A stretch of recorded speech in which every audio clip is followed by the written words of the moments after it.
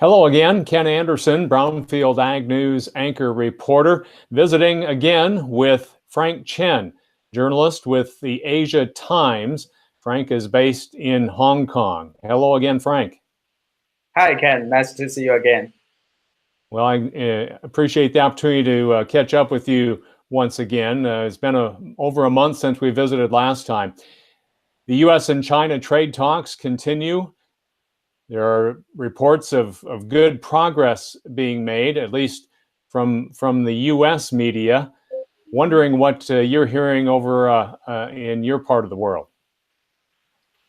Well, most of the reports are generally quite positive, saying that Beijing and Washington are working quite busy,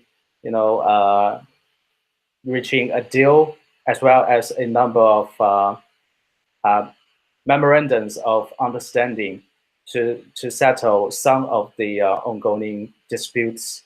And I just read a report by Bloomberg saying that Beijing has offered to buy some extra $30 billion worth of agricultural products from the US, mostly wheat, corn, soybeans, to help mitigate the imbalance. So this can be another added incentive for Washington to sign the deal. But I still think that other than Beijing's offers to, buy more stuff from the US, this kind of concession cannot gloss over some more fundamental issues like intellectual property protection, forced transfer of technology, and fair unobstructed market access.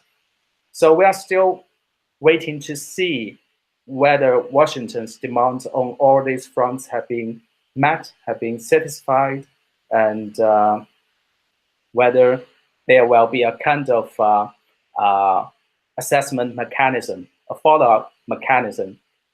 But it is said that Washington has reserved the right to reimpose punitive tariffs if it thinks Beijing has failed to honor its words. But still, somehow, I have the kind of sinking feeling that whether the upcoming deal can be put into action really depends on whether Trump can secure another term in 2020. If Trump turns out to be just a one-term president, I think Beijing can just wait him out. When there is a new tenant in the White House, when there is a new administration, I think Beijing may feel that the deal may repeat the fate of an old agreement between Beijing and Washington right before China joined the WTO in 2001.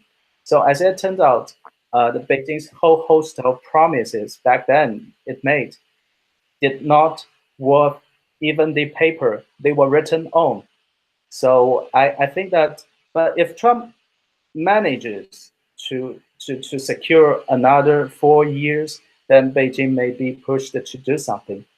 But still, speaking of the true president's tenures, I think China's Xi Jinping may still have an upper hand because Trump may still have to go either in 2020 or in 2024. But even in 2024, Xi Jinping may still be sticking around. He will still be in power because he has made himself China's president for life. So ultimately, I think Beijing can still choose to wait Trump out. Yes, we discussed that last time, I believe, the relationship between the Chinese president, Xi, and the Communist Party, and how that might influence what is being done here.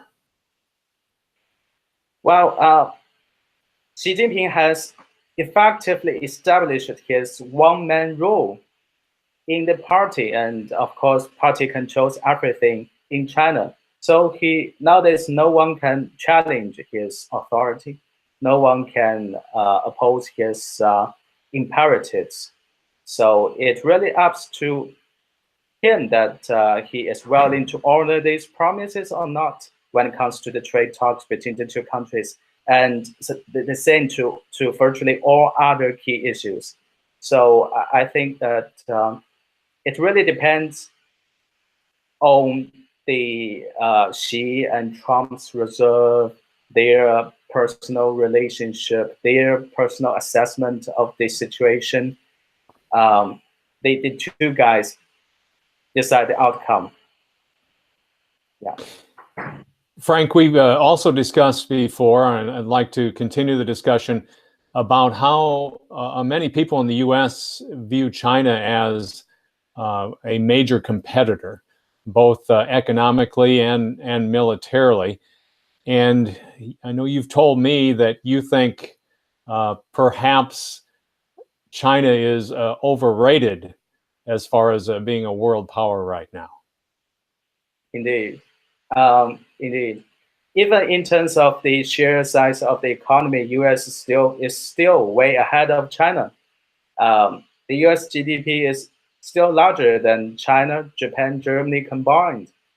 So, when it comes to military, even we just compare the size of the aircraft carriers, the number of fighters, jets, number of destroyers, frigates, China is still lagging behind.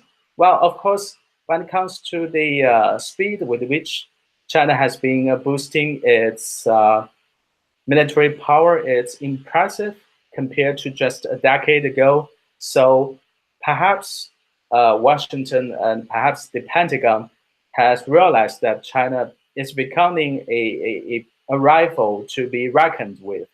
But I still don't think that China has already been in the same league with the US when it comes to technology, when it comes to the tactics that if the two forces are competing head on, I don't think the People's Liberation Army, the Chinese military, may stand chance either in the South China Sea or either in the event of a war, involving Taiwan. I don't think that they even the PLA even matches the U.S. Army. Okay, and then I'll turn that around. I'd like to know how you think people in Asia view the U.S. right now. Do they see the U.S. as declining world power or kind of holding our own? Well, I think that most of the sensible people in Asia, they still think that the U.S. is the world leader, is only superpower, genuine superpower. China is some kind of an emerging superpower. Can we put it out in that way? The U.S. still has the appeal when it comes to its democratic system, when it comes to the universal values it represents it in both, and those China's neighbors, including those in Southeast Asia, including Japan, South Korea, they're still somehow worried about China because it's an authoritarian regime. It's a communist country. It's ruled by the ideology about communism, about socialism. This set of ideology, they can never be compatible with the broader universal values, even broader market principles. So I think that's the fundamental reason that even in Asia Pacific, US still has more allies than China has. I think that the only genuine ally that Beijing has is probably Pakistan.